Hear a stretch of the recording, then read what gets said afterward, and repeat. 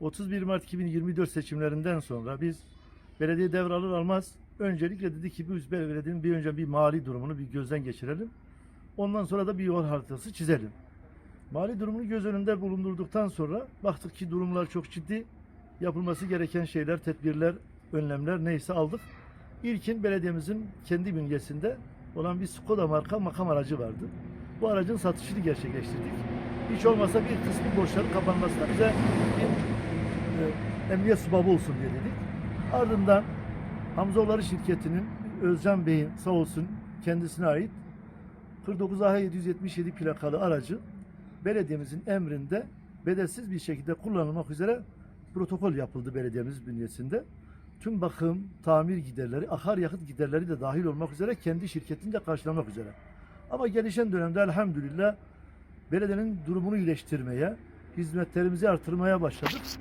Yalnız artan dedikodu ve nahoş söylemlerden sonra dedi ki biz buna bir çözüm üretelim. Biz yeni araç alacak değiliz. Bu makamları makam araçlarıyla dolduracak değiliz.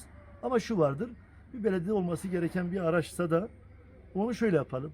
Kendimizin kullandığı ve protokolle de belediyenin emrinde kullanılan şu aracı biz belediye hibe edelim. Dedi vallahi çok mantıklı olur. Kendi rızasıyla bedelsiz bir şekilde 28.08.2025'te noter aracılığıyla ruhsatını şimdi size arz edeceğim. Sungur Belediyesi'ne bedelsiz bir şekilde hibe etmiştir.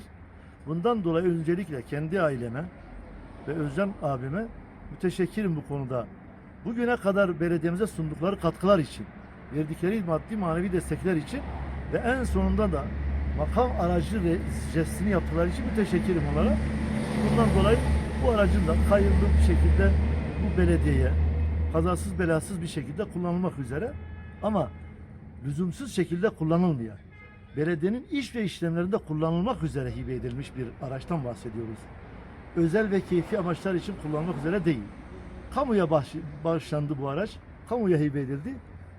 Bizim bütün gayemiz zaten bu kazanımları bedelsiz yollarla elde etmekti. Elhamdülillah bir kazıcı kepçeyi, bir cenaze nakil aracını, bir çöp aracını bu yollarla biz elde ettik zaten. Amacımız belediyenin kasasından para çıkmadan dolaylı yollarla bu kazanımları elde etmek. Bundan dolayı da bu kazanımı bize sağlayan, daha önceki kazanımları gibi bize bir hediye gibi takdim eden kıymetli Hamzoğulları ailesine ve özelde de Özcan Bey'e teşekkürlerimi sunuyorum.